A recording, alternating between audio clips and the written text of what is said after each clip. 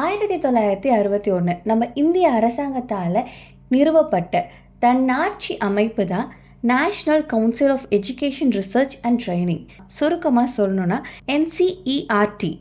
இவங்களுடைய பொறுப்பு என்ன அப்படின்னா, நம்மளுடைய இந்திய அரசாங்கத்துக்கு கல்வி கொள்கை மற்றும் கல்வியை எந்த அளவுக்கு தரமாக உயர்த்தலாம் அப்படின்ட்டு இவங்க அரசாங்கத்துக்கு அறிவுறுத்தணும். ஆனால் இப்போ இருக்க சுச்சுவேஷனை பார்த்தீங்கன்னா இவங்களுக்கு தான் அறிவுரை தேவைப்படுற போல இருக்குது. இந்த நாட்டுக்கு சிறந்த கல்வியை கொடுக்க வேண்டிய இவங்க பண்ணுற ஒவ்வொரு விஷயமும் இந்த நாட்டுடைய ஒற்றுமை குலைக்கக்கூடியதாக இருக்குது. ஏன் அப்படின்ட்டு கேட்குறீங்களா? சொல்கிறேன். 2025 இந்த வருஷத்துக்கான பாட புத்தகத்துடைய அட்டவணைகளை அவங்க வெளியிட்டிருக்காங்க.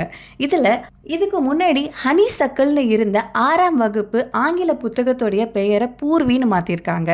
அதே 6ஆம் வகுப்பு கணித பாட புத்தகத்துடைய பெயரை கணித பிரகாஷ் அப்படின்ட்டு மாற்றிருக்காங்க. 1லிருந்து 2ஆம் வகுப்பு படிக்கக்கூடிய மாணவர்களுடைய ஆங்கில புத்தகத்துக்கு மிருதங், 3ஆம் வகுப்பு படிக்கக்கூடிய மாணவர்களுடைய ஆங்கில புத்தகத்துக்கு சந்தூர். இந்த பெயர் எல்லாமே இது வரைக்கும் நீங்கள் கேள்விப்பட்டிருக்கீங்களா? இது எனக்கு தெரிஞ்ச ஆங்கிலம் கிடையாது, அது மட்டும் கன்ஃபார்ம்.